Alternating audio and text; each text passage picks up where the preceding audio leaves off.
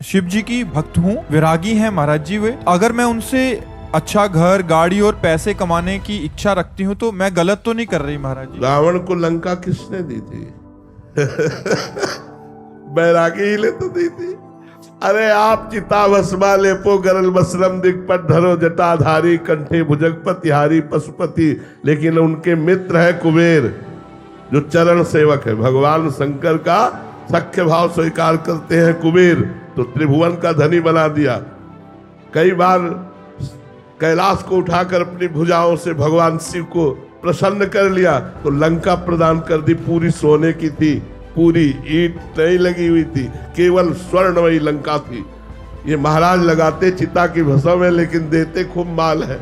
आप चिंता मत करो, ये मत समझो कि बट वृक्ष के नीचे रहते हैं, चिता की भस्म लगाते हैं, सर्पों की माला पहनते हैं। इनके पास क्या है? ब्रह्मा भी चरण वंदना करते हैं, सनकादि चरण वंदना करके जिनके सामने बैठते हैं वो भगवान शिव है। आप चिंता न करो कि वो बैरागी हमें कैसे देंगे, वो वही सब वैभव देते हैं, वैभव शिव ही देते हैं। हरि तो जब कृपा करते तो सब वैभव छीन लेते हैं। वैभव तो शिव जी ही देते हैं। आप चिंता न करो, बहुत ठिकाने से लगी। अगर वैभव चाहिए तो शिव शिव रटो और उनकी सेवा करो। जब ठंड पड़ना शुरू हुई थी तो घर में बहुत से लड्डू बने महाराज जी, श्री जी के भोग लगाने के लिए। महाराज जी तब से बिना लड्डू खाए हमारा नाम जप ही नहीं चल रहा महाराज जी, मतलब नाम जप के लिए लड्डू खाना पड़ रहा है महाराज जी, ऐसा मानसिकता हो गया। वो लड्डू का जब चलता है, नाम जब थोड़ी चलता है।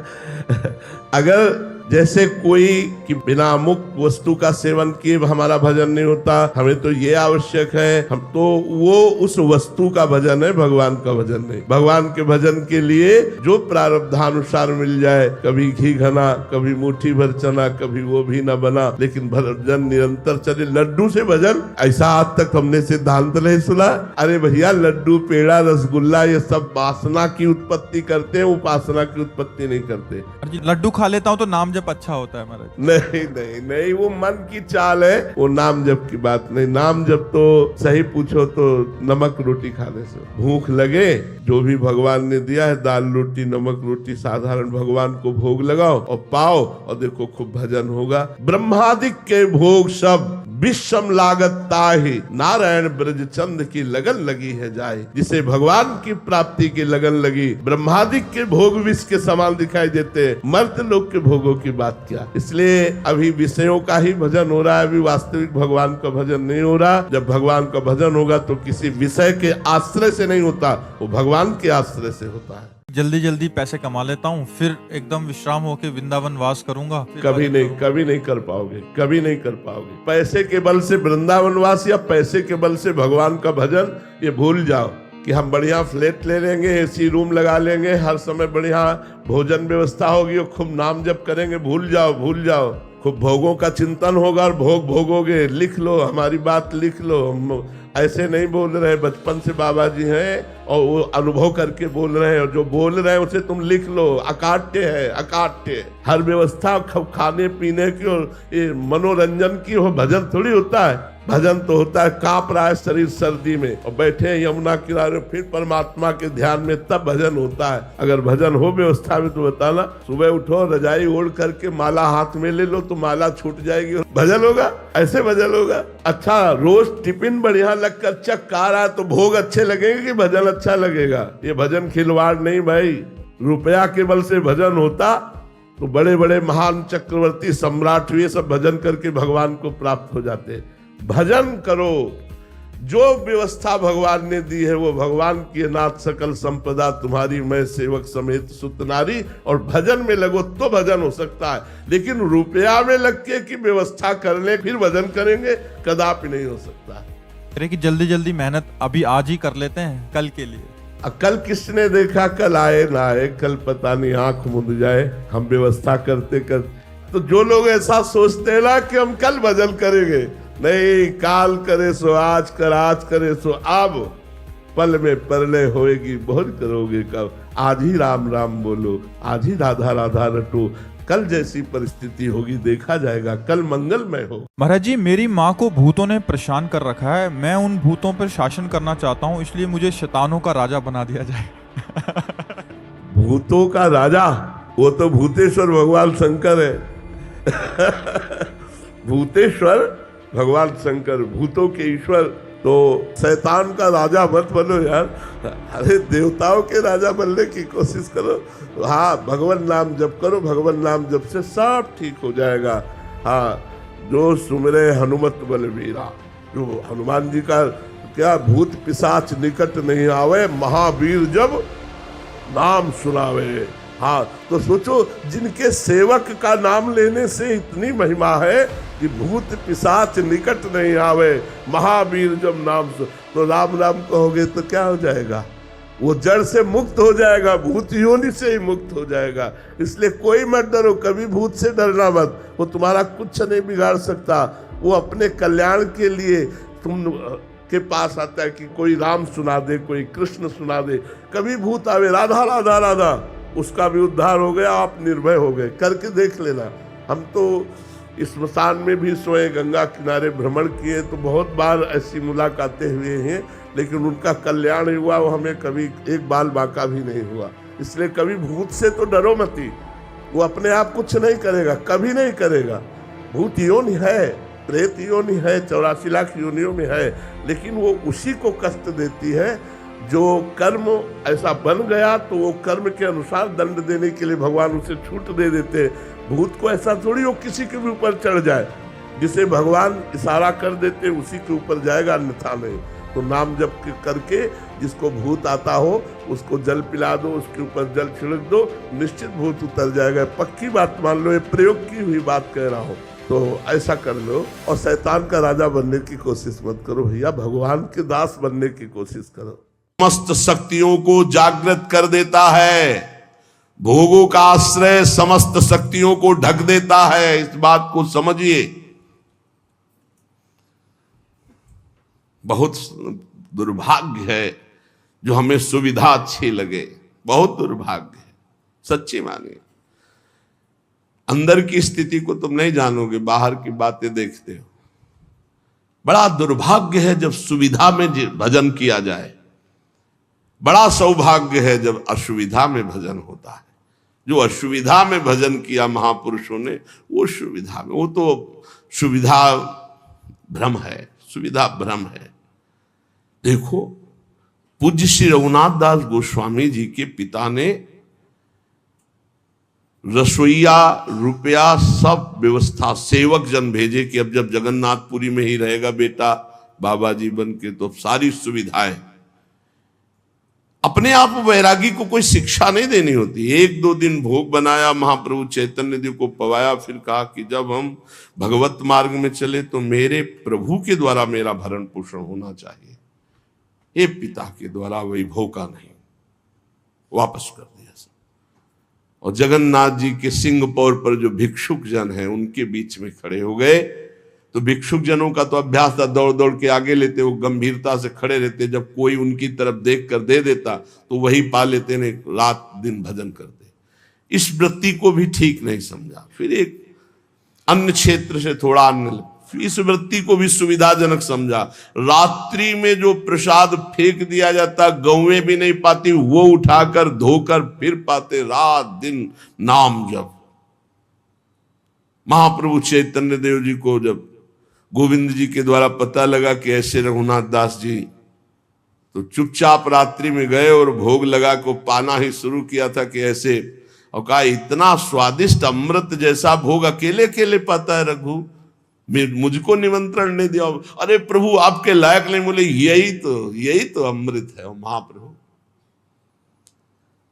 भगवान का आश्रय समस्त शक्तियों को जागृत करता है, और भोगों का आश्रय ये समस्त शक्तियों को ढक करके पाप, ताप, संताप उत्पन्न करता है।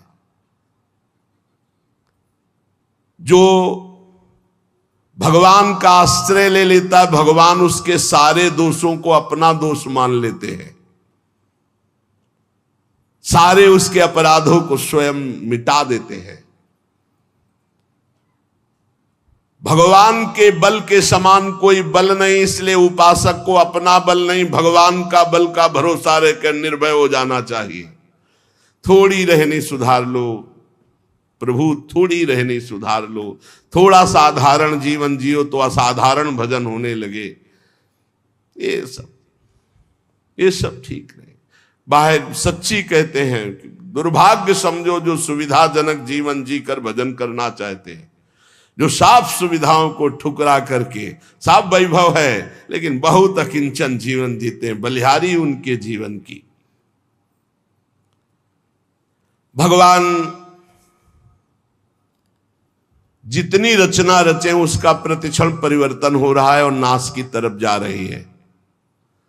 शरीर से लेकर जो भी आप देख रहे हो, गोचर जहां लघु मनुजाई, सबका परिवर्तन हो रहा है, सब नाश की तरफ जा रहा है। ये क्षण ध्वंसी है, किसी भी क्षण में नष्ट हो सकता है। जो तुम देख रहे हो सब, यहां का मिलना संतोषजनक नहीं है। यहां व्यक्ति मिल जाना, वस्तु मिल जाना, स्थान मिल जाना, या कोई संतोषजनक नहीं, क्षणिक है, दुखद है। श्री भगवान पर विश्वास करके सर्व प्रकार से उनके ऊपर निर्भर होकर जो भजन करता है वो मंगल को प्राप्त होता है। क्षणभंगुर शरीर का क्या पता कब नाश हो जाए। भगवान की इच्छा से जो कुछ है उसी में संतुष्ट रहो। जो तुम्हारे पास है वो दूसरों की धरोहर है, तुम्हारी नहीं है। तुम कम से कम खर्चे में जीवन व्यतीत करो। इस नाट्यशाला में, जगत नाट्यशाला में भगवान के खेल को, सृजन पालन संहार, 3 खेल के रहस्य को जान करके खूब नाम जप करो। पता नहीं कल किसका आए कि ना आए। भगवान बहुत समीप हैं हमारे, उनसे अधिक समीप अन्य कोई भी नहीं है। उनका जितना चिंतन करोगे, उन्हें जितना अपने समीप देखोगे, उतना ही तुम परम सुखी होने लगोगे और भगवान तुम्हें दिखाई देने लगेंगे कि नजदीक है। जब तक अपनी इंद्रियों को वश में नहीं करोगे, मन को वश में नहीं करोगे, तब तक परमात्म स्थिति नहीं आती। श्री भगवान ने गीता जी में अर्जुन जी से कहा कि जो योग युक्तो विशुद्धात्मा विजितात्मा जितेंद्रिय सर्वभूतात्म भूतात्मा कुर्वन्नपि न लिप्यते। जिसकी इंद्रियां भजन के प्रभाव से वश में हो गई हैं, जिसका अंतःकरण मन बुद्धि चित्त अहंकार निर्मल हो गया है, जिसका शरीर पवित्र हो गया है, साधन करते करते शरीर वश में, इंद्रिया वश में, मन वश में, बुद्धि वश में, चित्त वश में, अहम वश में, संपूर्ण प्राणियों के आत्मस्वरूप भाव में जो स्थित है, अब उसको कोई कर्म नहीं बांध सकता। नहीं, हर कर्म जीव को बांधता है। जिसकी इंद्रियां वश में है, जिसका मन वश में है, जिसका शरीर पवित्र हो चुका है, निष्पाप, वो पुरुष कुछ भी जो कर रहा है कभी वो पाप को प्राप्त नहीं होगा। कोई भी कर्म उसे बांध नहीं सकता। इसी को तो जीवन मुक्तता कहते हैं, परम आनंद।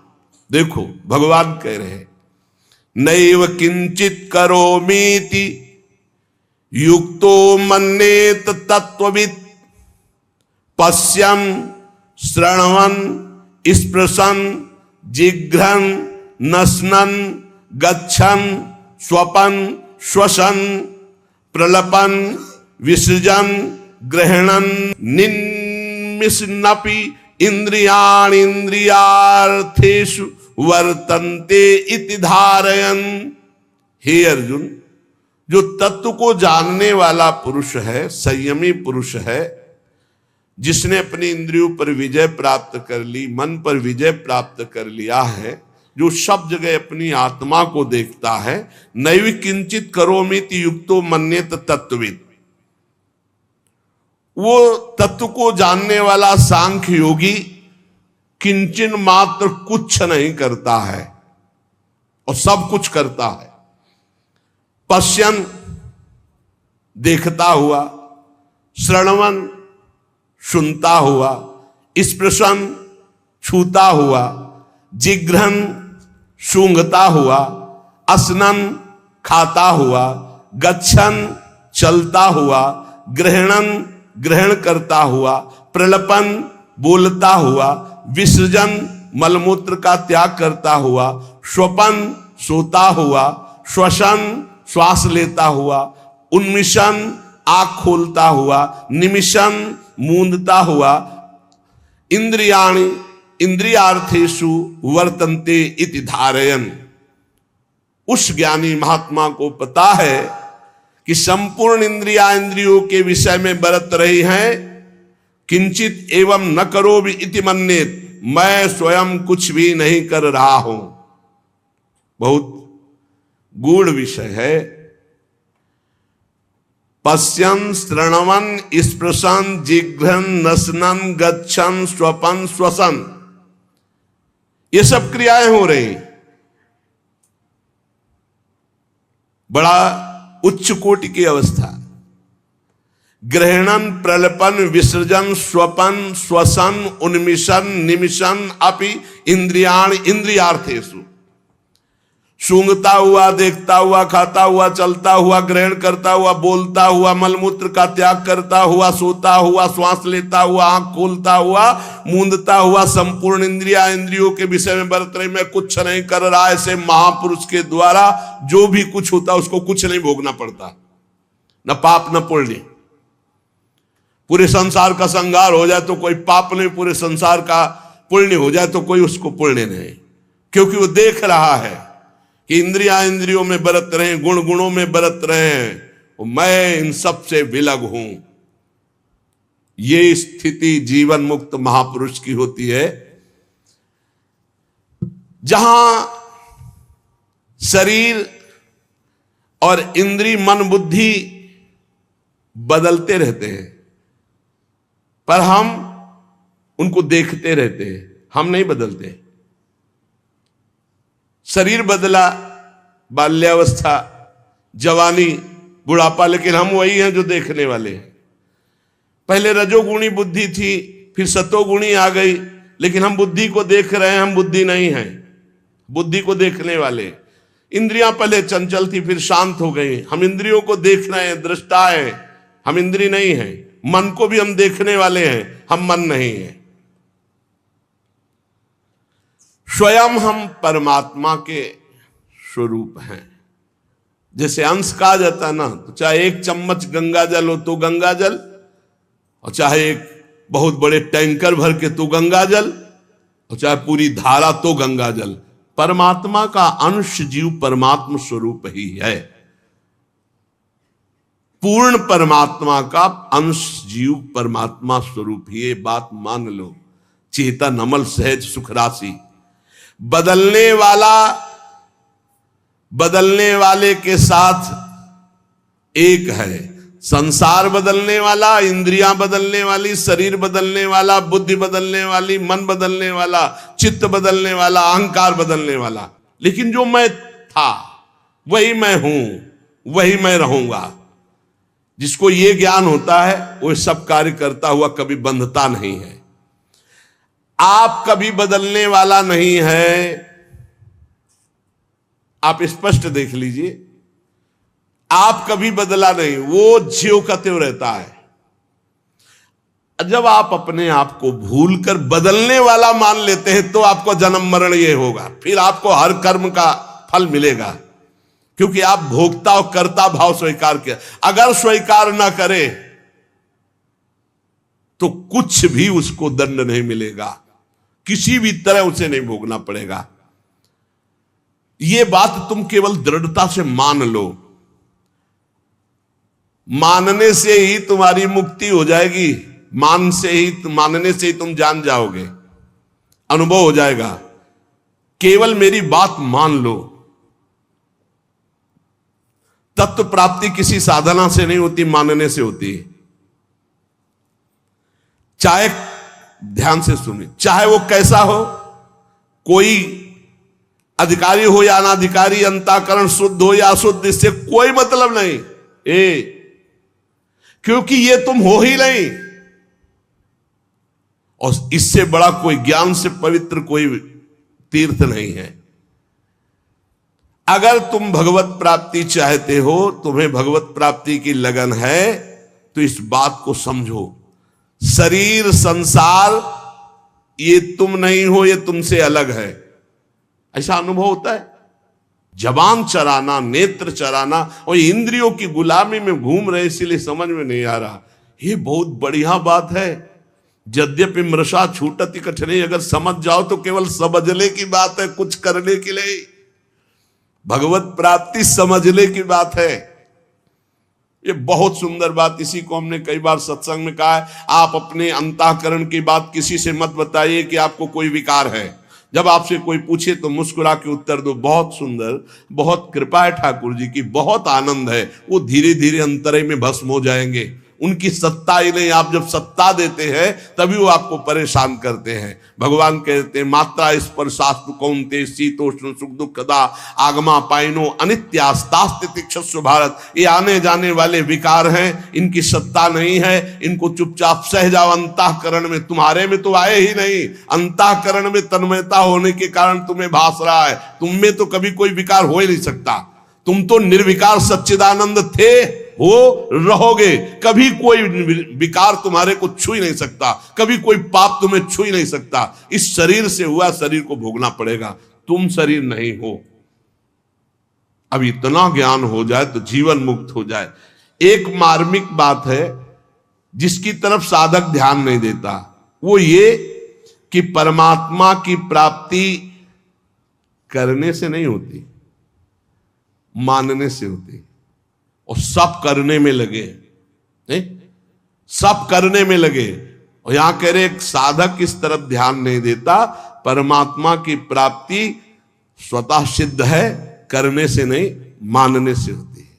मानते, करके मान लो या मान के जान लो। जो सत्संग सुनते हैं उनको जो प्राप्त होता है वो 50 वर्ष साधना करने पर भी नहीं। साधक में बहुत अंतर मिलेगा, एक सत्संगी और एक एकांतिक। तो बहुत अंतर होगा। सत्संगी बहुत हो, अपने बचाव पक्ष का जोरदार ज्ञाता होगा। परमात्मा प्राप्ति करने का भाव बाधक है। कैसा? मैं परमात्मा प्राप्ति करूंगा साधना से, बहुत लंबा समय होगा। और किसी महापुरुष का जब संग मिलेगा तो तुम मानने पे आ जाओगे, तो जान जाओगे। अगर अभी मानने पे आ जाओ तो जल्दी जान जाओगे। हम लोगों के दिमाग में बैठा है कि 10-20 वर्ष कम से कम भजन करेंगे तब अंतःकरण पवित्र होगा, तब हम कुछ जान पाएंगे। तो पक्का 10-20 वर्ष भजन करना पड़ेगा। अगर आपको ये तो जानने की बात है, हमें बताया जा रहा है कि मैं परमात्मा हूं, मेरे में कभी विकार होते ही नहीं। तो जब अंतःकरण विकार युक्त है तो दृष्टा भाव से देख रहा, मेरे में तो विकार है नहीं, मैं तो सुना हूं, निर्विकार हूं, बहुत शांति मिलेगी। उसी समय वो विकार नष्ट होने लगेंगे। बड़ा बड़ा जप अनुष्ठान, ध्यान अनुष्ठान, ये सब जो करके प्राप्त करने के बहुत लंबा समय लगेगा। करने से कर्तृत्व भाव पुष्ट होता है, कर्तृत्व भाव आने से व्यक्तित्व भाव होता है, और व्यक्तित्व में ही सारे प्रकृति के विकार जुड़े हुए हैं, उसी में फिर वो रच पच जाता है। बड़ा सूक्ष्म विषय, चूंकि ये पूर्व का है इसलिए बहुत आनंददायक है। शरीर से तदात्म कर्तृत्व भाव से हुआ है। निर्लिप्तता का अनुभव करना ही है, चाहे जिस मार्ग से करो, कर्म योग से, भक्ति योग से, ज्ञान योग से। इसलिए क्रिया की मुख्यता साधक में रहती है भगवत प्राप्ति का। तो आप बोलो क्या करूं? क्रिया की मुख्यता रहती है। आप बोलो मैं क्या करूं? मैं ये करता हूं, मैं ये करता हूं, मैं इतना पाठ करता हूं, मैं ये करता हूं, ये करता हूं। किसको लेके बोल रहे हो? वाकेंद्री से पाठ कर रहे हो, शरीर से सेवाएं कर रहे हो, चेष्टाएं कर रहे हो, लेकिन तुम तो इससे अलग हो ना। इतना ज्ञान है कि नहीं? अगर इतना ज्ञान नहीं तो सब कुछ अहंकार की धारा में हो रहा, वो शुभ कर्म के अंतर्गत आ जाएगा। जब अहम की धारा शरीर से जुड़ जाती तो भाषा बदल जाती है। सुनना भाषा, पहचान लेना। मैं करता हूं, मैं खाता हूं, मैं पीता हूं, मैं बोलता हूं, मैं चिंतन करता हूं, मैं निष्कामी हूं, मैं कामी हूं, मैं क्रोधी हूं, मैं क्षमावान हूं। मैं के आगे जितना जुड़ गया वो सब प्रकृति राज्य। क्रिया होती शरीर से, वो मान रहा मैंने किया। हर इंद्रियां क्रिया कर रही हो, हमारे इंद्रियों के कर्ता बने बैठे हैं। काम क्रोध आ रहे हैं, अंतःकरण में मान रहे हैं हम अपने में। इसीलिए जीवन मुक्त होना कठिन कहा गया है, क्योंकि सोचते कुछ करके जीवन मुक्त होंगे। जो करोगे जीवन मुक्तता जो है उसी को ढकने वाली बन जाएगी। इसलिए महापुरुष अकर्ता होते हैं, अचाह होते हैं, पूर्ण काम होते हैं। बोले साधना करते करते हो गए? नहीं, हमारा स्वरूप ही पूर्ण काम है, सिद्ध है। चाहे अभी मान लो, चाहे 50 वर्ष साधना करने के बाद मान लेना। नैव तस्य कृतेदार्थो ना कृते नेह कश्चन। वास्तव में स्वयं में कभी कोई क्रिया होती नहीं, और शरीर बिना क्रिया के रह नहीं सकता। जब स्वयं निर्लेप रहता है तो शरीर से पवित्र आचरण होते, पापाचरण नहीं। चुप हो जा, क्या कह रहे? सबसे बड़ी साधना है चुप हो जा, अलग देखो अपने आप को, शरीर से, इंद्रियों से, अंतःकरण से। चुप हो जाओ, तुम करता नहीं हो। परंतु गलती यही होती कि चुप नहीं रह पाते, शांत नहीं रह पाते, सत्ता का अनुभव नहीं कर पाते, बस क्रियाओं में हम फंस गए हैं। स्वयं में कोई क्रिया नहीं है। इसीलिए भगवान कहते हैं वो महापुरुष जो स्वयं को जान गया, वो पश्यन, श्रवण, स्पृशन, जिघ्रन, असनन, गच्छन, ग्रहणन, प्रलपन, विसर्जन, स्वपन, श्वसन, उन्मिशन, निमिशन अपि इंद्रियाण इंद्रियार्थेषु। देख लो, देखता हुआ किससे देखता है? कौन देख रहा है? बोले नेत्रेंद्री देख रही है। किसको देख रही? अपनी प्रकृति को ही। प्रकृति के बने हुए नेत्र प्रकृति को देख रहे हैं। आप इसके दृष्टा हैं। किसके? नेत्रेंद्री के। आप नहीं देख रहे, देखने का काम नेत्रेंद्री है। आप देख लीजिए, नेत्रेंद्री बंद हो गई, अब बताओ सामने कौन बैठा हुआ है?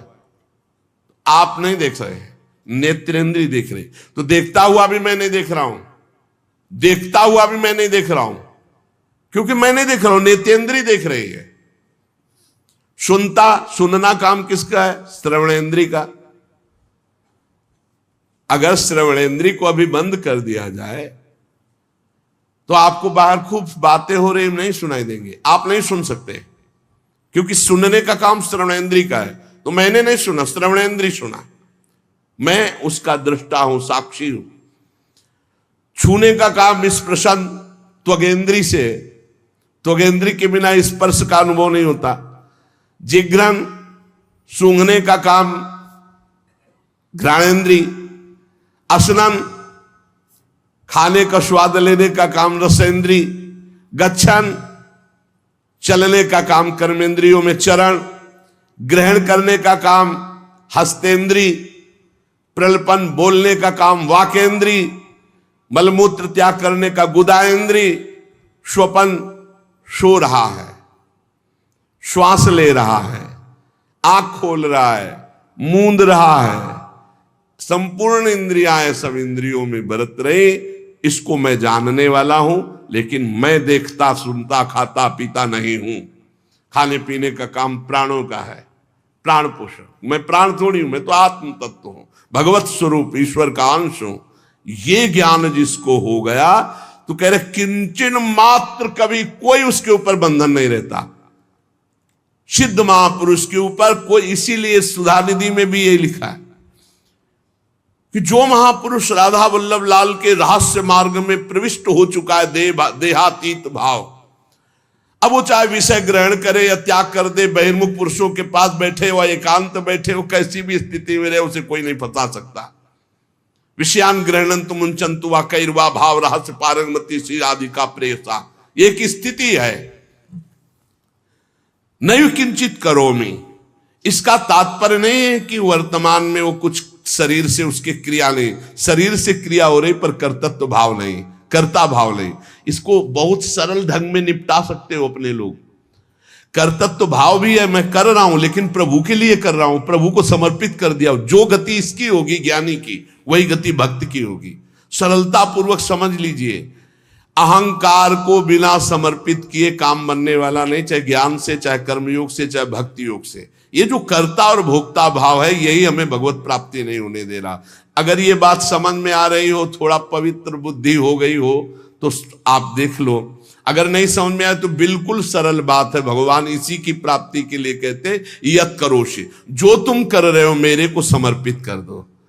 क्योंकि अपने लोगों का शरीर भाव दृढ़ है, कर्ता भाव दृढ़ है, तो अब हमारा कल्याण कैसे हो? तो जो हम कर रहे हैं वो प्रभु के लिए कर रहे हैं। हर समय नाम जप करो, सारे कर्म प्रभु को समर्पित कर दो, अहंकार वो घसीट लेंगे, जीवन मुक्त वो बना देंगे। एक बनाना हो तो भगवान कृपा करके जीवन मुक्ति जना देते हैं, और एक होता प्रयास करना। प्रयास से तो कोटि कल्प लग सकते हैं, और एक क्षण में वो अपनी स्थिति प्रदान कर सकते हैं। इसलिए प्रभु का नाम जप करो, प्रभु के आश्रित रहो, सारे कर्म प्रभु को समर्पित करो। और बीच बीच में इतना बात समझ लीजिए कि आप भगवान के हैं, ये शरीर प्रकृति का है, ये प्रकृति का शरीर प्रकृति में ही मिल जाएगा, आपके साथ नहीं रहेगा। और आपके साथ जो भगवान है वो सदैव थे, हैं और रहेंगे। यही अनुभव करना भगवत प्राप्ति।